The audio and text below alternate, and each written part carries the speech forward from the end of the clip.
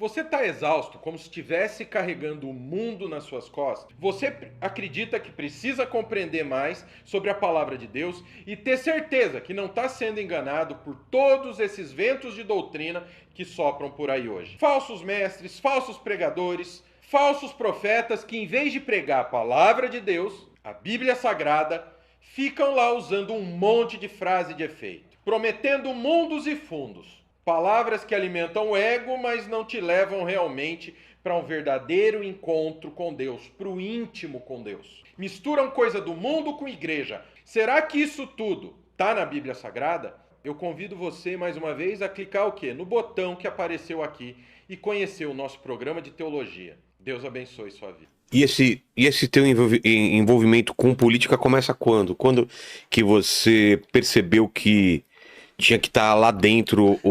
Quando eu percebi que eu tinha que exercer influência, não ser.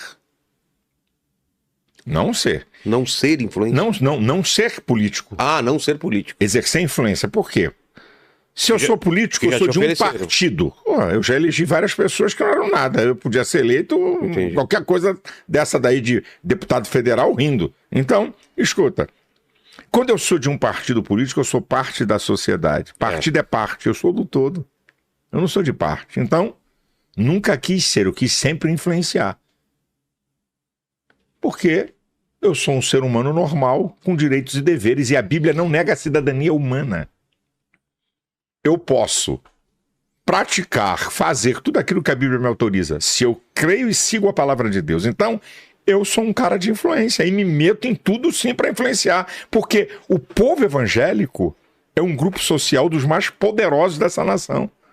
E o ser humano vive de modelos de imitação e de referência. Quem é que vai dizer alguma coisa para a massa evangélica? É quem não acredita no que nós cremos? É quem batalha contra aquilo que nós cremos e que são fundamentos da nossa fé? Então eu me meto nisso há muito tempo. Agora, vou dizer uma coisa aqui para você, eu dou gargalhada. O quê? Escuta essa.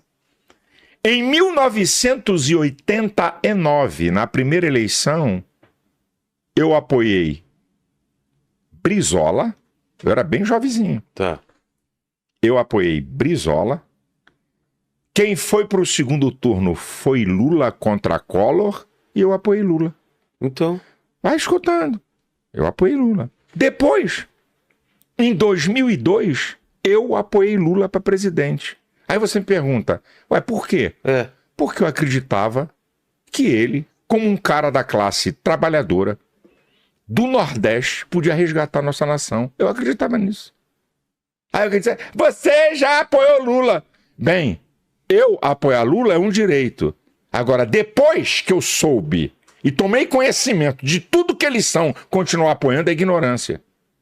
O ser humano é um eterno vir a ser à medida que você cresce, que você aprende, que você adquire conhecimento.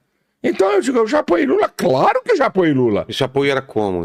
Apoiei. Na eleição de 2002, eu apoiei fazendo campanha. Entrei no programa eleitoral dele. Nossa. Ah, meu amigão.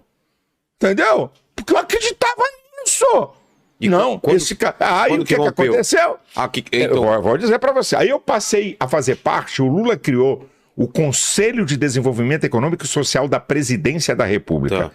90 personalidades da sociedade, de toda a sociedade, professores, padre, pastor, e eu fui escolhido como pastor para representar nesse conselho que se reunia com o presidente. Muito bem. Aí eu comecei a ver a diferença entre o discurso deles e a prática no Congresso Nacional, porque eu era convidado para as audiências públicas. Eu falei, uma coisa é o discurso para o povo, outra coisa é a prática aqui. Como que era? Aqui eu sou a favor da vida, aqui no Congresso eu sou a favor do aborto. Aqui eu sou a favor da família tradicional, aqui eu sou a favor do casamento gay. Eu falei, Aí eu pedi meu desligamento do conselho. Então dizer que você apoia alguém, qual é o problema? Feio é você continuar apoiando. Entendi. Você dizer que apoiou um cara, eu apoiei porque não havia denúncia contra ele. Você, por exemplo, lá do Rio de Janeiro, você sabe que era um dos políticos com maior credibilidade no estado do Rio de Janeiro? Sérgio Cabral. Quando ele foi presidente da Assembleia Legislativa, ele botou para quebrar, fez limpeza. Pô, era um dos caras, no estado, um dos políticos do estado do Rio, com maior credibilidade. Ele foi eleito e foi reeleito sem ter ninguém para competir com ele. Eu apoiei Sérgio Cabral. Aí depois veio o quê? Aí depois veio a denúncia e as provas da roubalheira. Então eu vou continuar apoiando ele? Que ser inteligente somos nós. Você apoiar alguém, ok? Porque você acredita, porque não há nada contra. Ok, agora à medida que você sabe que um cara envolvido por corrupção, que um cara vai contra teus princípios, você vai continuar apoiando? Então quem não tem caráter é você. A minha coisa com o PT. Aí depois foi... Depois que eu comecei a ver quem eram eles, então qual era a opção na época? Eu digo aqui historicamente para você. Qual era a opção contra o PT? A opção contra o PT, né? Foi Serra. Eu apoiei Serra. Qual era a opção contra o PT? Aécio Neves, que não havia nenhuma acusação contra ele. Apoiei Aécio Neves. Eu estou sendo coerente com aquilo que eu passei a ver. Qual é a opção que eu tenho? Eu não entrei de cabeça, mas eu falei, eu vou apoiar esse cara aqui. E depois veio Bolsonaro. Esse, o cara com maior afinidade, ele não é evangélico, ele é católico, mas com maior afinidade a nossos princípios e valores. E eu digo para você uma coisa. É tão incrível aqui o inconsciente coletivo. Você chamam Bolsonaro de misógino, de homofóbico. Vai ouvindo. Genocida. Genocida. Mas nem a esquerda não chama ele de ladrão nem de corrupto. Interessante, não é? Por quê? Porque não é. É perfeito? Não, eu não voto em perfeito. Perfeito é Deus. Eu voto no ser humano que, com defeitos que tenha, possa ser aquele que mais representa o que eu penso, a minha ideologia. Então, Bolsonaro, de todo esse processo de democratização do país até aqui, é o cara mais chegado a nossos princípios. É ele. Pode ser que amanhã surja um outro, mas hoje é esse cara. É o cara mais próximo daquilo que nós cremos que é o melhor como estilo de vida. Ele é o mais próximo. É perfeito? Não. Tudo que ele fala é correto? Também não. Agora, cara... Mas não teve exagero na campanha de levar pro púlpito isso? Não, a campanha não foi levada para púlpito. Foi em várias igrejas. Peraí, filho. A campanha... A campanha, você recebeu uma autoridade, recebeu uma pessoa... Você pode receber, você não pode fazer campanha. Qual é o pastor que pediu voto? É crime eleitoral, não pode pedir voto.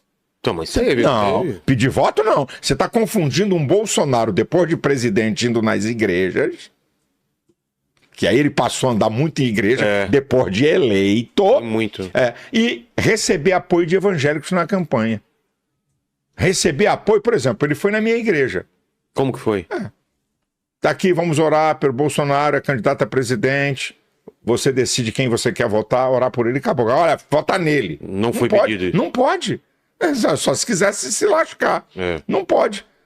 E outra, tem sempre alguém vai ter. que exagera. Agora, o que eu acho interessante é o seguinte: o professor na universidade pode usar a sua influência para dizer em quem eles votam. E o pastor não pode. Interessante esse negócio, né? O pastor não pode exercer, mas o professor pode. Na universidade ele pode. E a universidade é pública, nem é dele. Não é nada dele. Não tem nada a ver. Ele é um professor pago. Agora, o pastor não pode exercer influência de dizer, ok, não estou preocupado. Porque eu aprendi uma coisa. O que acontece hoje? Os pastores, escute isso aqui que é interessante. Não adianta você querer falar de política no período eleitoral. Por quê? Porque o povo não vai assimilar o que você está ensinando a eles. Eu falo o tempo todo de política na igreja que eu sou pastor. Ensinando, não estou falando da política partidária. Não ensinando o povo o que nós defendemos, o que esses partidos defendem. Você tem que ensinar um povo, rapaz. A ignorância dá poder ao diabo. O conhecimento liberta. O conhecimento é libertador. Então não adianta o pastor chegar e dizer no púlpito, não vote, esse cara é do diabo. Essa é a maneira mais errada que você tem. Você tem que ensinar os nossos valores. Você tem que ensinar nossas crenças. Você tem que ensinar o que temos como ideia. E quem é que está afinado com isso? É o que nós temos que fazer. Nós somos um segmento social, com direito a votar e ser votado. Isso é legal. Não é nenhum crime. Como eu disse para você, o modelo do mundo ocidental é o paradigma judaico-cristão. É o que permeia a sociedade ocidental. Então, como é que você quer negar aquilo que permeia, que está dentro da sociedade? Então, nós temos que ensinar o povo. Mas você vê o medo que tem e é falado do Brasil virar uma teocracia. Já deve ter ouvido isso, né?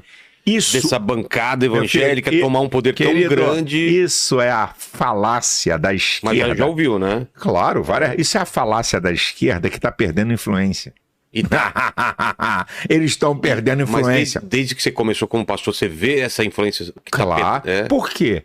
Porque à medida que você conscientiza um povo, o povo começa a ficar aberto. Epa, o que é isso aqui? Olha aqui o que eles apoiam e o que nós apoiamos. Olha o que eles defendem e o que nós defendemos. Por exemplo... Mas venceram a última eleição. Hã? Mas venceram a última eleição. Deus sabe como, não vou entrar nesse detalhe. Melhor não, né? Eu não vou entrar. Eles venceram para presidente, mas perderam no Congresso Nacional, onde faz as leis do país. O triste é que tem uma parte da direita vagabunda que se vende para eles. Esse é que é o triste. Porque se a direita fosse direita, eles estavam ferrados. Mas como a direita tem uma grande parte... Não, divide não. Vagabunda, bandida, que é pior do que eles. Porque se vendem. São comprados. Se vendem. São comprados com carros públicos, com ministérios. São vendáveis. E aí... Vai pra cá, vai pra lá. Aí, meu irmão, aí acabou. Não tem ideologia esses caras. A ideologia deles é isso aqui, o poder. Acabou. Você ia falar sobre